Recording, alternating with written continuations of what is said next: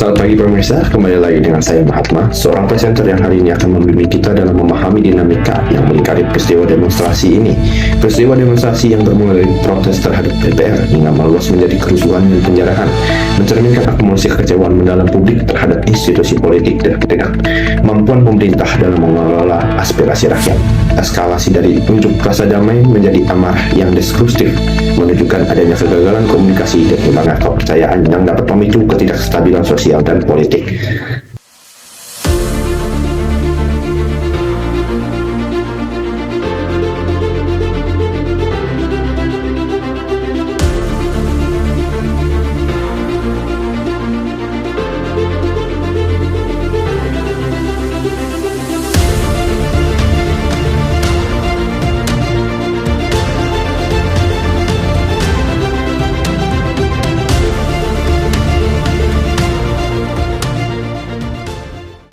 Awalnya, tuntutan publik berfokus pada isu-isu spesifik, seperti penolakan terhadap kenaikan tunjangan anggota DPR dan desakan untuk mengusut dugaan korupsi.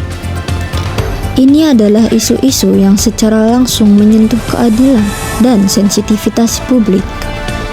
Namun, demonstrasi kemudian meluas dan berubah sifat.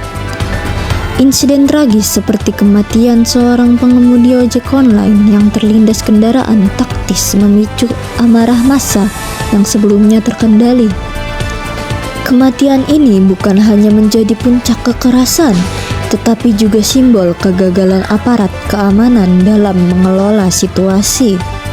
Pergeseran fokus demo dari isu politik ke protes terhadap kekerasan polisi dan tuntutan keadilan menunjukkan bahwa ketidakpercayaan terhadap institusi tidak hanya menyasar parlemen, tetapi juga aparat penegak hukum.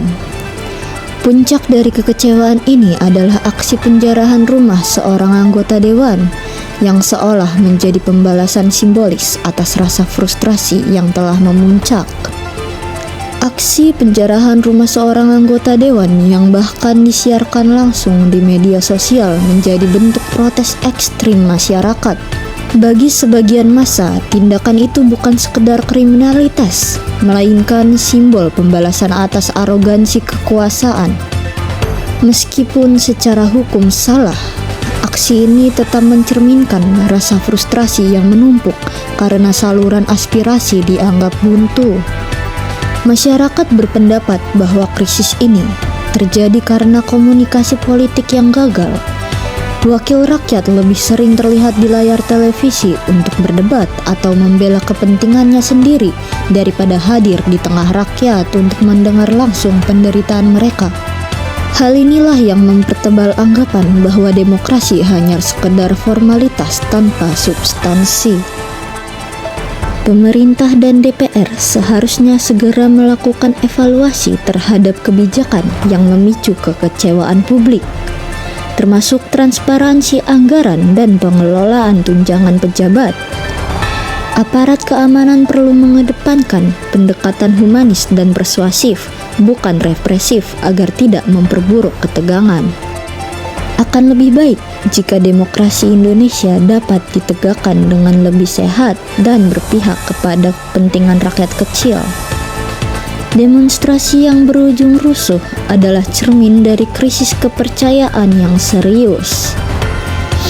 Jika suara rakyat terus diabaikan, konflik sosial akan semakin meluas. Siapa yang ingin negeri ini terus diguncang demonstrasi tanpa henti? Bukankah kita semua mendambakan kedamaian dan keadilan?